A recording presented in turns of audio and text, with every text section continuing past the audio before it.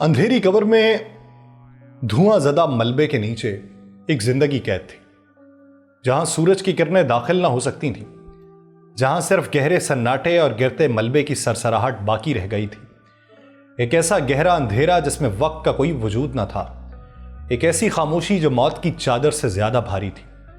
پھر اچانک کسی نے اینٹوں کے ڈھیر کو ہٹایا، ایک زخموں سے چور ہاتھ لرزتا ہوا باہر نکلا، ایک سانس جو 5 مہینوں بعد کھلی فضا میں گونجی۔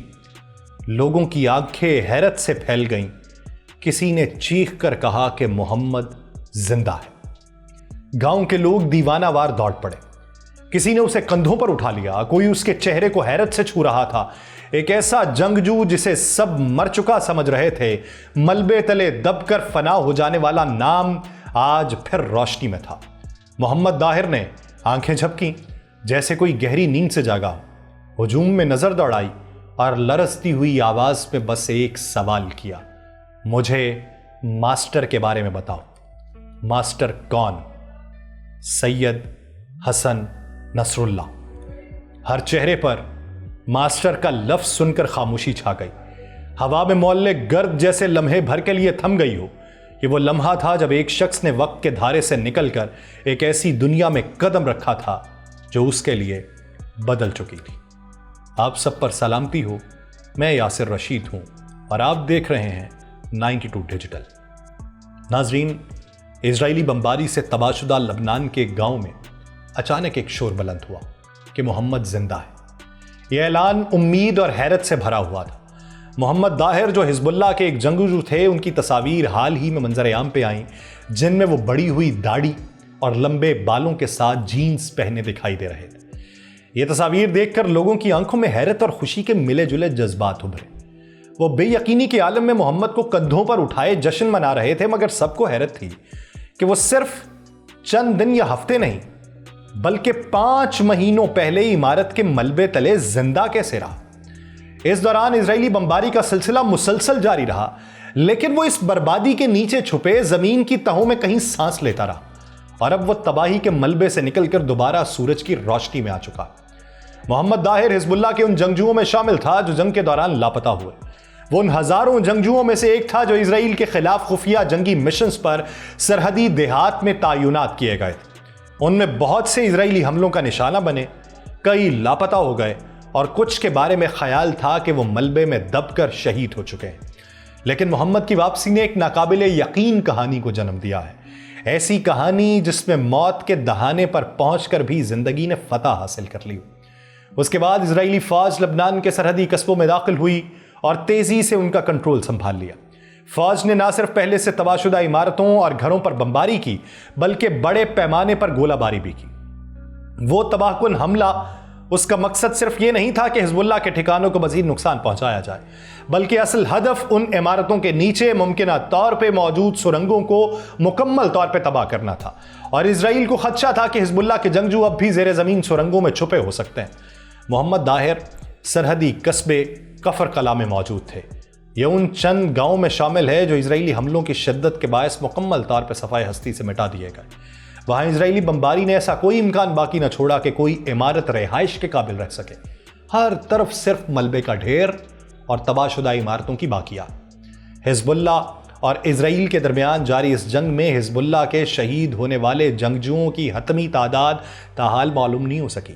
حزب اللہ نے اپنے شہید ہونے والے جنگجوؤں کی کوئی حتمی فہرست بھی جاری نہیں کی، اور اب بھی لاپتہ جنگجوؤں کی باقیات کی تلاش کا سلسلہ جاری ہے۔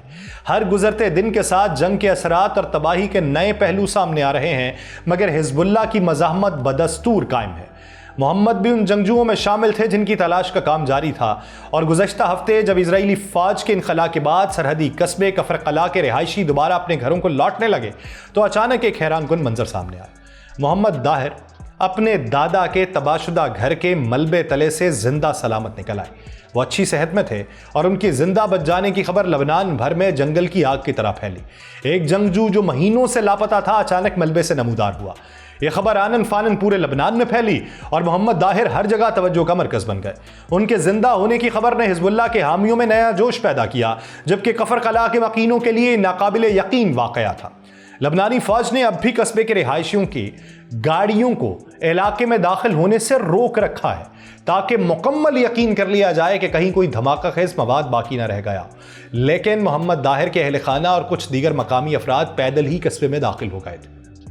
मोहम्मद दाहिर और उनके अहल खाना से बराह रास्त तो बात नहीं किसी की हो सकी, लेकिन कस्बे के ऐसे शख्स से गुफ्तगू ज़रूर हुई है जो मोहम्मद और उनके ख़ानदान को अच्छी तरह जानते थे, और उसने ये बताया कि मोहम्मद तकरीबन 5 माह तक ज़ेरे ज़मीन छुपे रहे।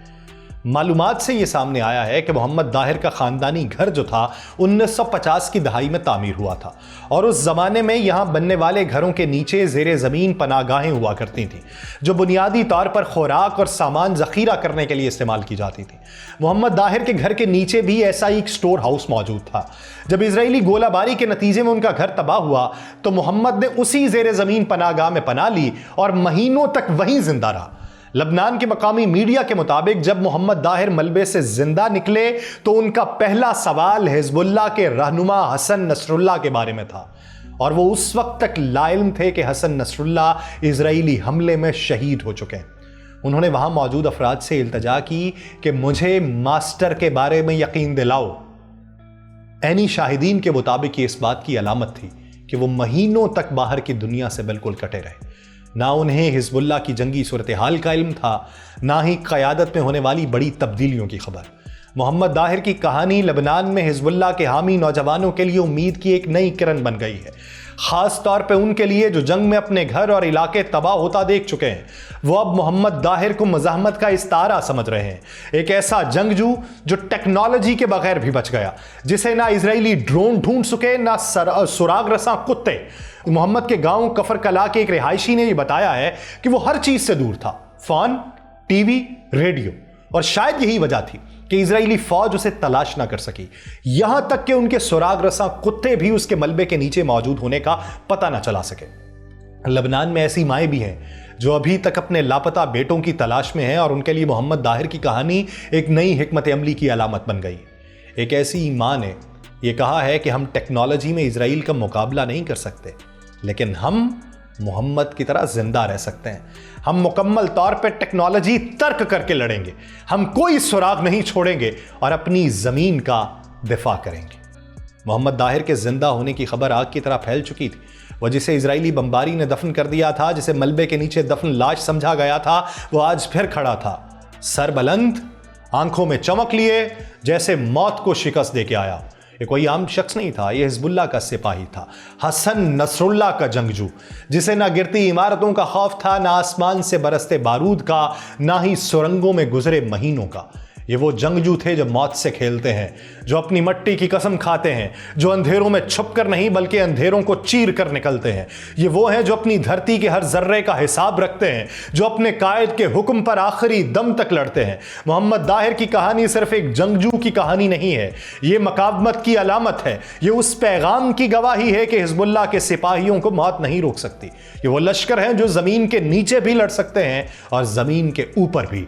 ये सैयद हसन नसरुल्लाह के शेर हैं, वो जिन्हें जिंदा दफन भी कर दिया जाए तो भी मलबे से निकलकर दुश्मन के दिल दहला देते हैं। और वो मज़ाहमत का इस्तारा इस वक्त मज़ाहमत में एक नई रूह फूंक रहा है।